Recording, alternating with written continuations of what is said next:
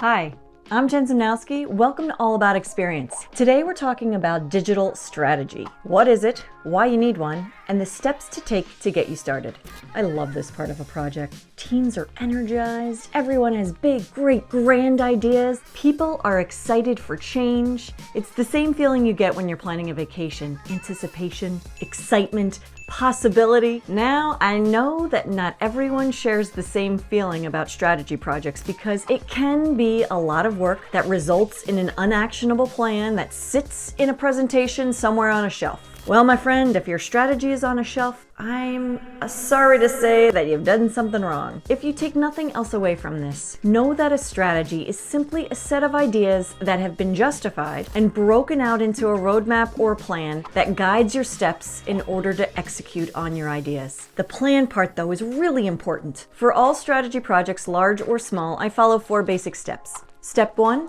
Research, analyze, understand, and compare. Start by identifying your goals and your objectives. Maybe you have a hypothesis for a new digital product. With your goals in mind, look to broadly understand what's happening in the market, inside your industry, external to your industry. Understand your current business processes to really know how things work, and then look at what your competitors are doing. You're basically grounding yourself. Put your vision at the center and then look around to see what similar things are happening or not happening. Step 2. Ask, survey, and listen. Talk to the people that are involved with your project. Talk to people who are not involved with your project but affected by your project. Digital and technology projects have a wide reach and usually impact more people and business units than you think. And by talking to internal teams and other stakeholders, you gather perspective, opinion, but you also include them in the process. And by including them, you gain their trust and they want to see you succeed. Then turn to your customers. Understand what tools and experiences they need, what will deliver them value, what will make it easier for them to work with you.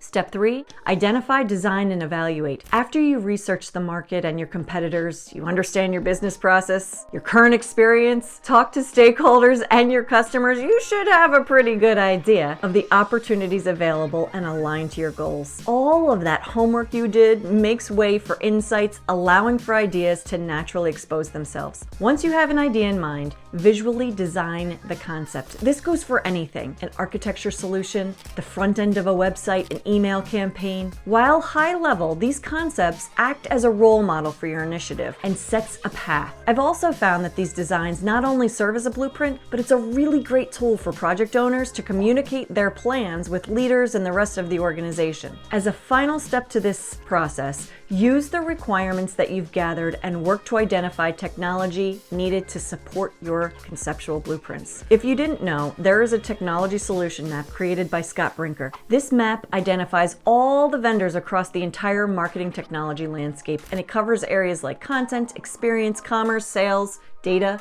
As of 2022, there are currently 9,932 solutions on that map. So do your research. Narrow down your technology choices to 2 to 3 solutions to evaluate, and then use your concepts and your requirements to select the right technology for your experience. Once you've done an evaluation of the technology and aligned it to your concept and your goals, you can move on to the final step. Prioritize, estimate, and plan. This is the one. This is the money step. Using your concepts and your requirements, your technology selection, map out what's important to you, to your business, to your customers. Prioritize these features. Identify the length of time it will take to build the features and implement the technology, and understand your dependencies. Once you understand what you need now, what's best for the short term, and what you can hold off on, you'll be able to chart out your plan to build the experience or implement the technology. Each of the steps mentioned above can be scaled back depending on the size of your initiative and what you want to achieve. You can spend months. The longest strategy I've worked on was 3 months, but you can also get something very meaningful in 3 to 4 weeks. If your project is on the smaller side, or if you're focused on a particular area. People spend a lot of time and a lot of money building websites, mobile apps, digital experiences, or just implementing new technology.